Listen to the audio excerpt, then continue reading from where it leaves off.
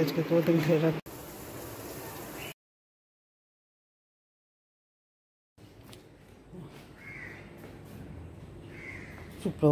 সুপ্রভাত রানীর ব্লগসে আরেকটা দিন আপনাদেরকে নিয়ে যাত্রাটা শুরু করে দিলাম।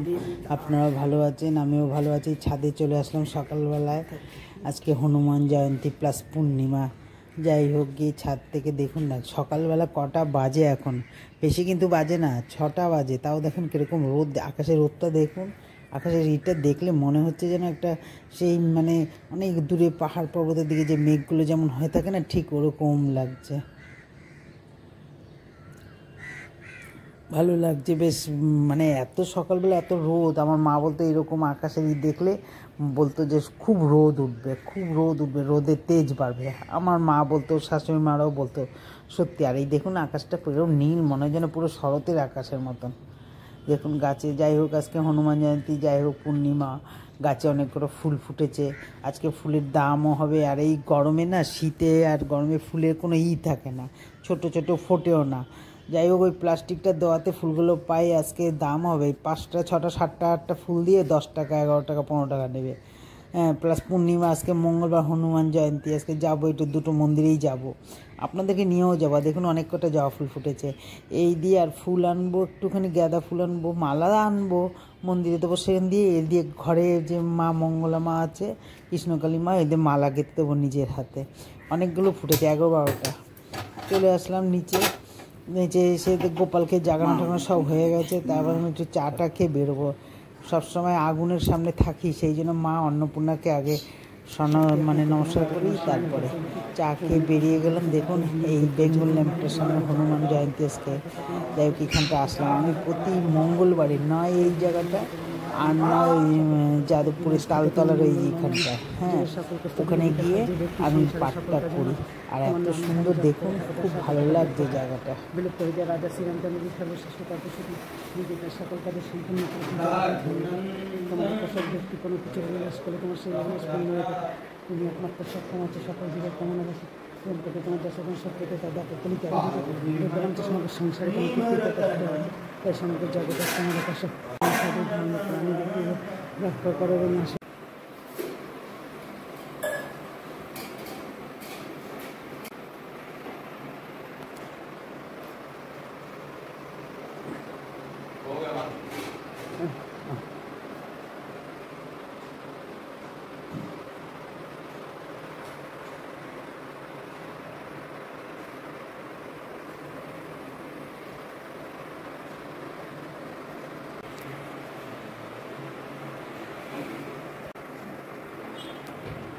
সাজিয়েছে একদম, মানে গতকালকে থেকেই মানে উৎসব ছিল। আমি গতকালকে আসিনি, দেখলাম চতুর্দিকে সাজানো ফুল টুল দিয়ে, সেগুলো শুকিয়ে গেছে।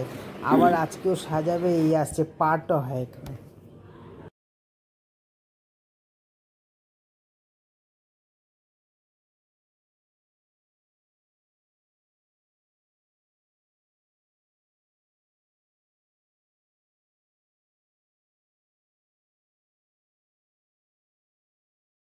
কি হয়েছে বাবা?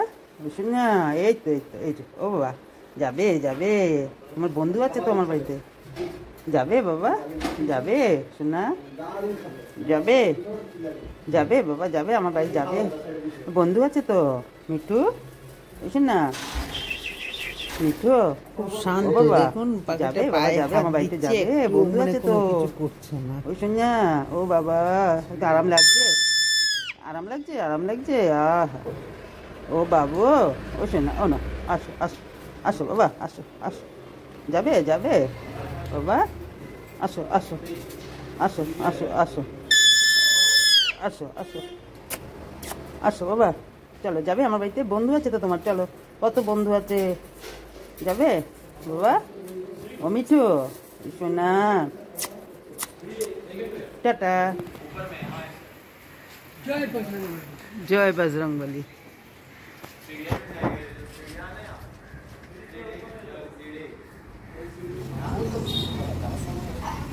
ওখান থেকে বেরিয়ে চলে আসলাম আবার এই যাদবপুর থানার সামনে, এইখানটায় আবার বজরংবলী মন্দিরে।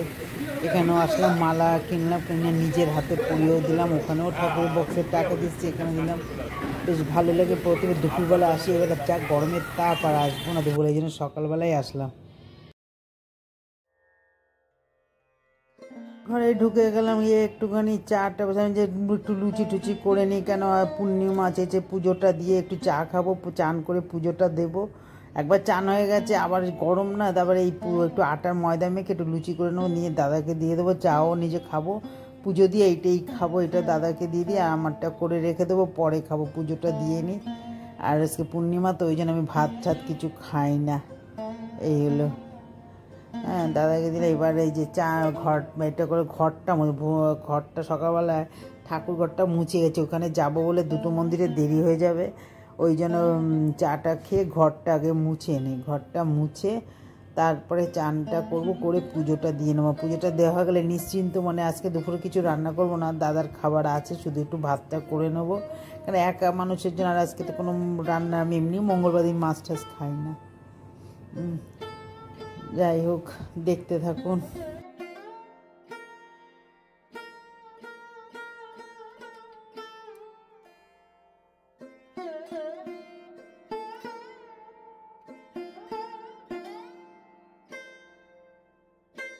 এই ঘরটার দক্ষিণ দিকে তো এত রোদের তাপ ঢোকে, আর পাশের বাড়ি টিনের চাল হাওয়া দেয়, পুরো লুয়োর মতো চলে, ওই জন্য ঘরটা সকালবেলা 8টা-9টা বাজলে পর্দা ফর্দা দিয়ে একদম অন্ধকার করে খেতে, এত গরম মানে থাকা যায় না, ওই জন্য অন্ধকার অন্ধকার লাগছে ঘরটা।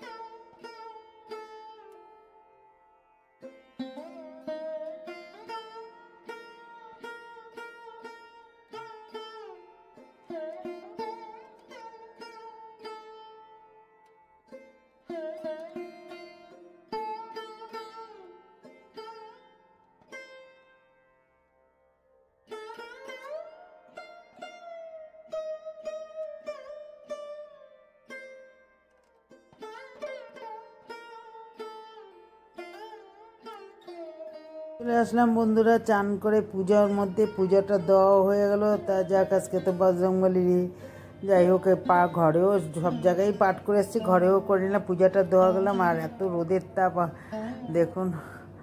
যাই হোক, একটু ফল আনলাম, 5 রকম ফল টল আনলাম, একটা আমটা বৈশাখ মাসের প্রথম তো নতুন ফল আম, তাই যাই হোক আমটা এনে একটু দিলাম, যে কখনো এইটা ঠাকুর এখানে, যে আমি আবার ঠাকুরকে না যেই ফল নতুন ওঠে সেই ফল না দিয়ে আমি মুখে দেই না, ওই জন্য ওই রাম ঠাকুর আশ্রমে যে সব প্রসাদ টসাদ চিনির মধ্যে মাখে, ওই জন্য আজকে আমটা এনে ঠাকুরকে দিয়ে দিয়েছি, অত খেয়াল করা যায় না। আর এই দেখুন, গাছের জবা ফুল দিয়ে নিজে মালা গেঁথে মা মঙ্গলা মাকে পরিয়েছি। আপনারাও ওই করে ডাকেন, জপ করেন, দেখবেন খুব ভালো থাকবেন। আমি নিজে প্রমাণ পেয়েছি বলেই আমি বলছি। ভালো থাকবেন, সুস্থ থাকবেন, দেখবেন আপনারা ডাকেন ঠাকুর আশ্রমণি, সত্যি কথা। যাই হোক, এই পুজো টুজো দেওয়া হয়ে গেলো, আজকে ভিডিওটা এখানে শেষ করে দিলাম। আর আগামী ব্লগে দেখা হবে। সুস্থ থাকবেন, হাসি মুখে থাকবেন, টাটা।